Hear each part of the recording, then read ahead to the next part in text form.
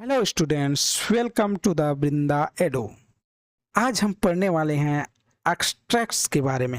Extracts extract क्या होता है? एक्सट्रैक्ट होता है किसी भी चैप्टर का कुछ पार्ट, छोटा पार्ट कुछ दिया रहता है और उससे रिलेटेड कुछ क्वेश्चंस रहते हैं, उसको हम बोलते हैं एक्सट्रैक्ट।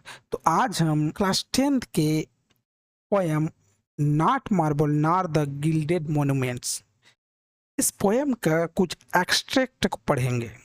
तो इसमें स्टेंजा नंबर फर्स्ट है, not marble nor the gilded monuments a princes shall outlive this powerful rhyme but you shall shine more bright in this contents than unswept stone besmeared with sluttish time. ये हमारा stanza है, abstract है। उसके बाद इससे related question देखते हैं। What does the word marble refers to? Marble जो वर्ड है क्या रिफर करता है? आंसर हो जाएगा the word marble refers to statues made of marble. Marble, इस पोएम में जो मार्बल का मतलब है स्टैचूज मेड ऑफ मार्बल, जो स्टैचूज हैं, जो मूर्तियां हैं जो मार्बल से बनी हुई हैं। What does the phrase in this contents mean? In this contents एक फ्रेज है, इसका क्या मतलब है? इसका मतलब है the phrase in this contents refers to this sonnet itself. In this contents इसका मतलब है यह सोनेट, जो सोनेट दिया गया है। नेक्स्ट क्वेश्चन है, explain the phrase than unswept stone. ये वर्ड है देन अनस्वेप्ट स्टोन, इसका मतलब क्या है? इस फ्रेज को एक्सप्लेन कीजिए। इसका आंसर हो जाएगा the phrase than unswept stone means the stone monuments that are often not cared up for.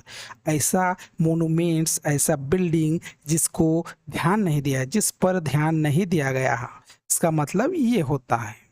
Next question है, powerful rhyme in line 2 means line number 2 में पावरफुल राइम करके वर्ड दिया गया है, फ्रेज दिया गया है, तो उसका मतलब क्या है? उसका आंसर हो जाएगा this sonnet which will outlive the monuments. तो इसका मतलब आउटलिव मतलब होता है लाइफ, जिंदा रहना। तो यह सोनेट जो है विच will outlive the monuments, monument से भी, बिल्डिंग से भी ज़्यादा जिंदा रहेगी, इसलिए इसको पावरफुल राइम कहा गया है। देन नेक्स्ट स्टेंजा है, when wasteful war shall statues overturn and broils root out the work of masonry, nor mars his sword nor wars quick fire shall burn the living record of your memory। Question number first है, why are wars wasteful? War क्यों wasteful होता है?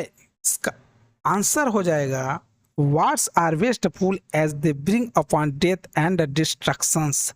क्योंकि war क्या लाता है? वह केवल डेथ मीन्स मृत्यु, डिस्ट्रक्शन मीन्स होता है विनाश। क्योंकि वार से किसी का फायदा नहीं होता, केवल मौतें होती है, विनाश होती है, इसलिए वार क्या है? वेस्टफुल है। Next question, what does the phrase the work of masonry refer to? ये फ्रेज का मतलब क्या है, क्या चीज को रिफर करता है? आंसर हो जाएगा the phrase the work of masonry refers to the statues and monuments build by masons for king and rulers. ऐसा स्टेचूज, ऐसा मोन्यूमेंट्स, मोन्यूमेंट्स मीन्स बिल्डिंग, जिसको मेसन मीन्स मिस्त्री के द्वारा बनाया गया है राजाओं के लिए। तो the work of masonry means क्या है? ऐसा मोन्यूमेंट या स्टेचूस है जिसको मेसन के द्वारा बनाया गया है। नेक्स्ट क्वेश्चन है, why can't war have any ill effects on the poet's writing? Answer हो जाएगा unlike monuments and statues, the poets writing are ideas, thought and emotions. They are not physical things, hence war can't have any ill effect on them। जो rhyme है, जो poem है, जो कविता है, जो thought है, इमोशंस है, ये सारे क्या है? फिजिकली एग्जिस्ट नहीं होती, इसलिए वार से इसको किसी भी प्रकार के नुकसान नहीं हो रहा है। नेक्स्ट क्वेश्चन है, what does the word broils mean? Broils जो वर्ड है उसका मतलब क्या है? इसका आंसर हो जाएगा the word broils means tumult fighting disturbances especially as a result of war. Broils का मतलब है जैसे कि टमल्ट मीन्स नॉइज होता है, कोलाहल, फाइटिंग, डिस्टरबेंस, ब्रोइल्स मीन्स ये सारी चीजें जो डिस्टरबेंस होती है, जो वार का जो रिजल्ट होता है उस ब्रोइल का मतलब वही होता है, डिस्टरबेंस, लड़ाई झगड़ा, कोलाहल, ये सारी चीजें। नेक्स्ट स्टेंजा है stanza number 3। Nor Mars his sword nor war's quick fire shall burn the living record of your memory against death and all oblivious enmity shall you pace forth. इससे question बनेगा, इसका question number 1 है the word blank in the extract means the same as forgetful. Forgetful का synonym सा पूछा गया है जो इस एक्सट्रैक्ट में हो। इसका आंसर हो जाएगा ओब्लिवियस। ओब्लिवियस मीन्स भी होता है फॉरगेटफुल।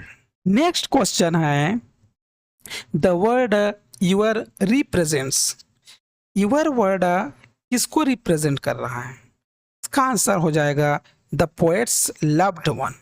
जो पोएट है उसकी जो प्रेमिका है उसको रिफर कर रहा है ये यूर वर्ड।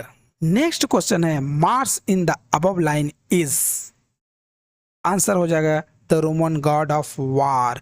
मार्स मतलब गॉड ऑफ वार, रोमन में होता है जो युद्ध का देवता होता है उसको बोला जाता है मार्स। नेक्स्ट क्वेश्चन है which poetic device has been employed in this lines. इस लाइन में कौन सा पोएटिक डिवाइस है? इसका आंसर है allusion to Mars the Roman god of war has been used as a poetic device here। मतलब एल्यूजन poetic device है यहाँ पास। और कहाँ पे है? The Roman god of wars, Mars the Roman god of वार इसमें। नेक्स्ट स्टेंजा है against death and all oblivious enmity shall you pass forth, your praise shall still find room even in the eyes of all posterity that wear this world out to the ending doom। और इससे related question है, question number first हो जाएगा what is meant by the word against. Against का मतलब क्या है? Against मतलब होता है अगेंस्ट।